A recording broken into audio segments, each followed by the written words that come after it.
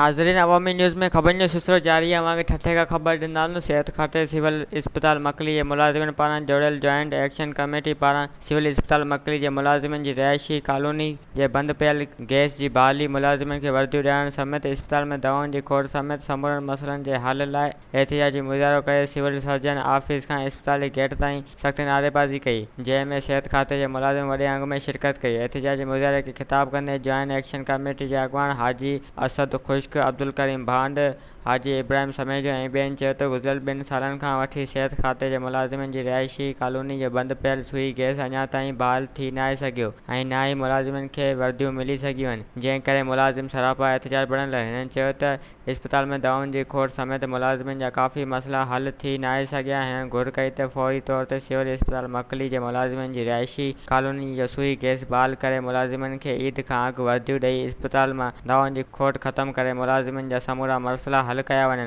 हिननि सिहत खाते जे आला इख्तियारनि खां नोटिस वठी समूरा मसइला हल करण जी घुर कई। वधीक ख़बरनि ऐं तफ़सील जे लाइ विज़िट कयो असांजी वेबसाइट awamiNewsHD.com ऐं ॾिसंदा रहो अवामी न्यूज़ HD।